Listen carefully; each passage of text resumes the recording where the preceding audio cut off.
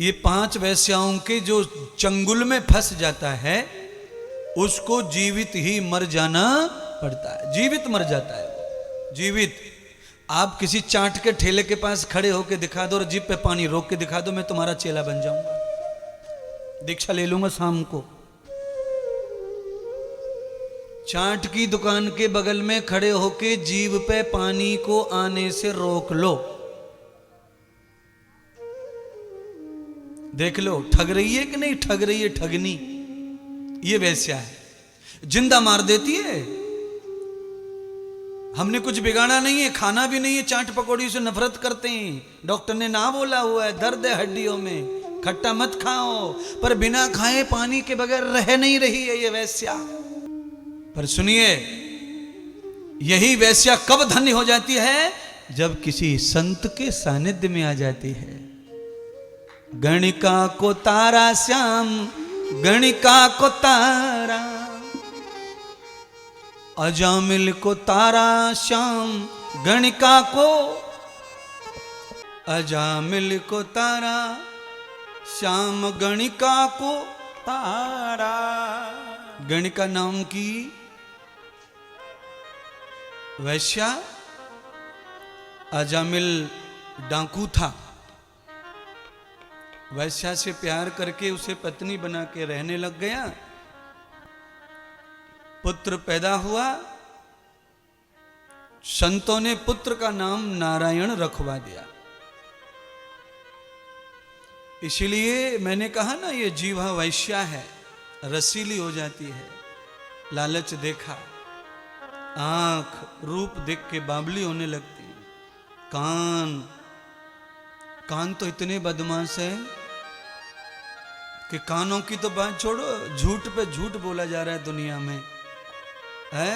ओ धीरे बोलो, दीवालों के भी कान होते हैं। ये हाल है महाराज कानों का।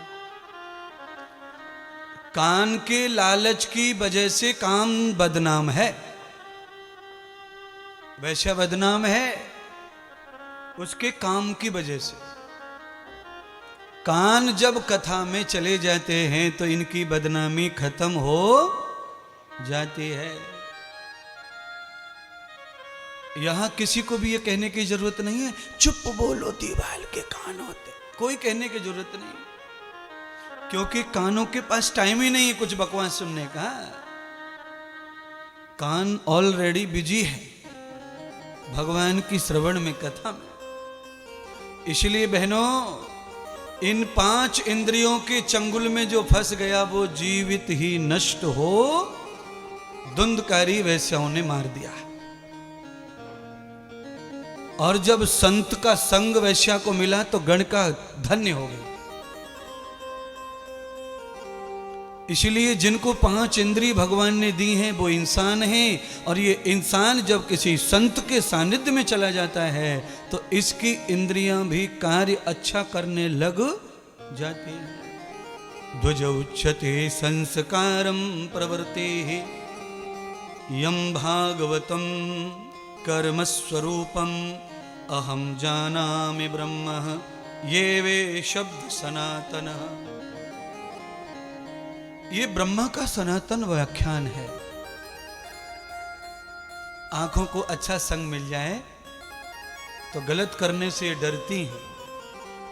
ये ध्यान करिए, बिहारी जी के मंदिर में अगर कोई पर्स बर्स मार लेता है ना, वो तब तक ही मार पाता है जब तक वो बिहारी जी को ना देखे, तब तक वो चोटता रहता, उसके मन में चोरी का भाव रहता, जो भी रहता, जेब काटना, ये करना, वो करना।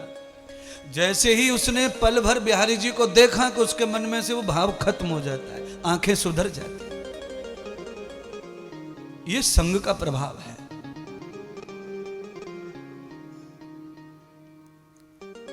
कथा सुनो, 1 घंटे 1.5 घंटे तक भी आप बाहर चले जाओ कथा सुन के, तो भी चुगली चाटी सुनने का मन नहीं करेगा कानों को।